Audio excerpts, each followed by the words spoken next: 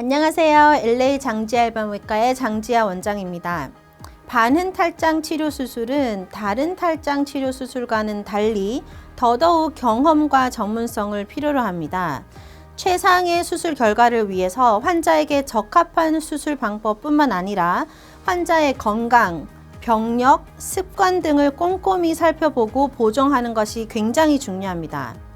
반흔 탈장에서는 첫 탈장 수술이 가장 중요한 수술입니다. 첫 수술이 잘 되어서 재발하지 않는 것이 가장 중요합니다.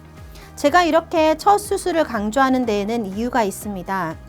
다른 탈장 수술과는 달리 반흔 탈장 수술은 재발률이 높습니다. 반복된 수술과 재발로 탈장은 자꾸 더 커지고 복벽은 더 망가지는 안타까운 경우를 자주 보았습니다. 한 환자분을 예로 들어보겠습니다. 2달 전 한 환자분께서 탈장 수술 관련 상담을 원하셔서 내원하셨습니다.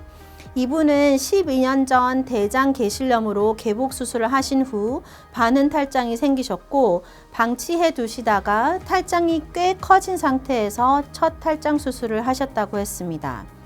첫 수술 후 4개월 만에 재발되었고 그 후 반복적인 재발로 탈장 수술을 3번 더 하신 후 로봇 탈장 수술을 원하셔서 저희 병원으로 오신 상황이었습니다.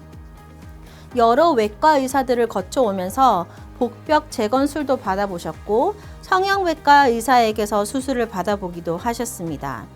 이렇게 여러 차례 수술을 받는 중에 복벽을 이루고 있는 근육층들이 하나씩 망가지고 이제는 복벽 근육과 근막이 너무 늘어져서 복부를 지탱할 수 없는 상태가 되었습니다. 이런 상태에서는 더 이상 수술을 할 수가 없고 수술을 한다고 해서 도움이 되지 않습니다. 이처럼 첫 탈장 수술이 가장 중요합니다.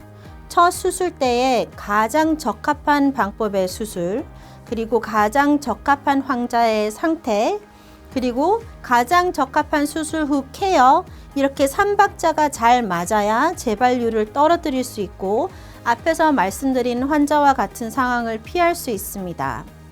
다음 시간에는 반흔 탈장 수술 방법들과 재발률을 낮추는 방법에 대해 이야기 나눠보도록 하겠습니다. 한인 여러분의 건강을 위해 최선을 다하겠습니다. 지금까지 LA 장지아 이반외과의 장지아 원장이었습니다. 원장 선생님, 반흔 탈장은 주로 몸의 어느 부위에 생기나요? 네, 반흔 탈장은 수술 후에 생기는 탈장이기 때문에 주로 복부 수술 이후에 생기는 탈장입니다. 그래서 복부 수술 이후에 근막이 벌어지면서 복부에 있는 내장 기관이 나오는 것이 반흔 탈장이고요. 그래서 복부에 주로 생기는 탈장입니다.